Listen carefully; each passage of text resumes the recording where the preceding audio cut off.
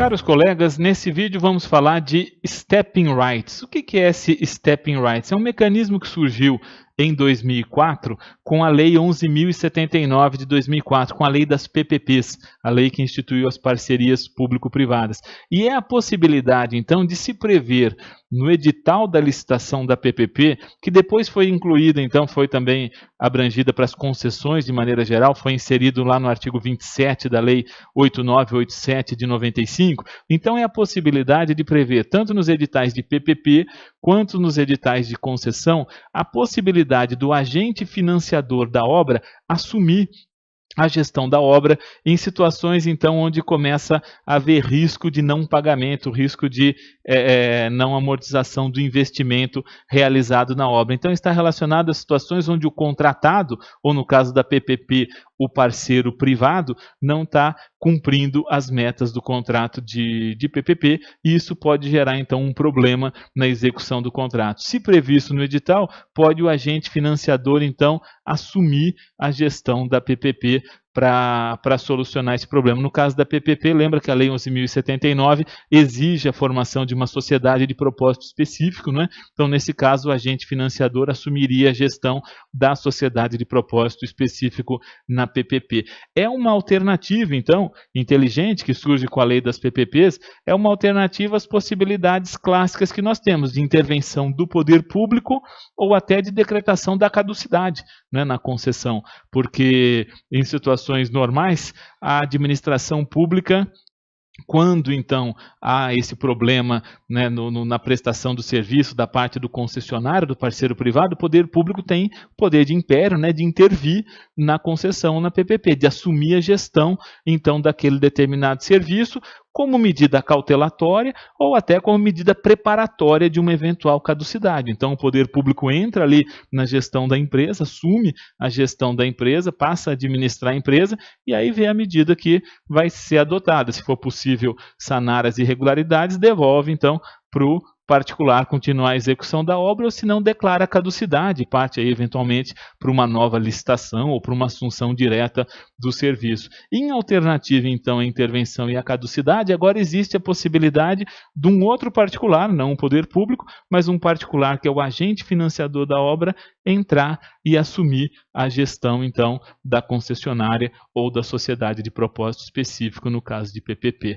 A previsão legal existe desde 2004, mas eu não conheço nenhuma situação em que o agente financiador tenha feito isso, né? Então, não obstante exista a previsão legal, a dificuldade prática que se tem é dos agentes financiadores resolverem assumir isso. Nos Estados Unidos, isso é muito mais comum, mas o problema é que nos Estados Unidos, quando a gente fala em gestão de riscos, em contraste nos Estados Unidos, a cultura da gestão de risco lá é sempre de mitigar riscos, de evitar que o risco ocorra. E aqui no Brasil, infelizmente, nós ainda estamos muito mais acostumados com a reparação do dano causado depois do risco. O mercado securitário aqui é muito mais voltado para a reparação do dano do que para a prevenção, para se evitar que aquele risco ocorra. Tem mudado um pouco esse cenário, principalmente com o advento do RDC, né, que fala de seguros e garantias compatíveis com as do setor privado,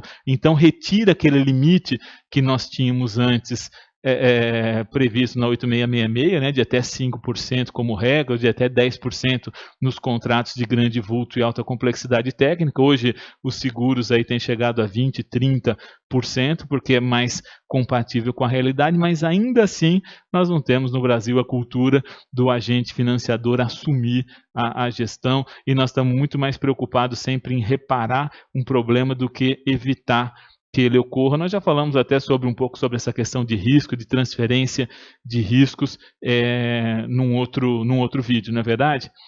Eu elaborei um esqueminha aqui, como sempre, mantendo então a tradição, um esqueminha aqui para a gente visualizar esses conceitos que nós apresentamos aqui agora. Deem uma olhada.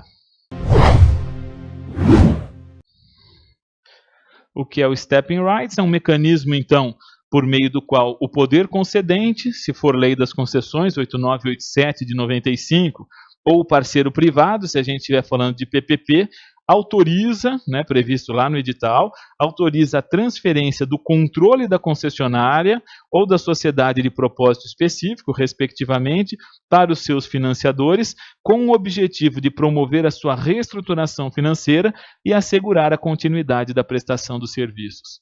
Tem lugar, como eu disse, quando as condições de pagamento da dívida estiverem ameaçadas em razão de problemas com a gestão da obra ou serviço. E tem como objetivo servir como uma garantia adicional aos agentes financiadores, mitigando os riscos da operação e reduzindo os custos do financiamento, conferindo ao poder público uma ferramenta adicional para afrontar o risco iminente de descontinuidade dos serviços, ao lado dos institutos que já existem, que é a intervenção e a caducidade. É mais uma ferramenta, então, que o poder público tem para garantir o princípio da continuidade do serviço público e evitar aí uma iminente descontinuidade dos serviços, ok? Esse era o comentário de hoje, então, que eu queria fazer para vocês aí sobre o Stepping Rights, que surge na lei das PPPs e depois vem para a lei das concessões. Como eu sempre digo a vocês, isso aqui é um canal aberto de diálogo, eu quero ouvir vocês, quero ouvir a experiência prática de vocês e quero, na medida do possível, poder contribuir de alguma forma para o aprimoramento desses temas que a gente discute aqui, ok? Grande abraço, sucesso!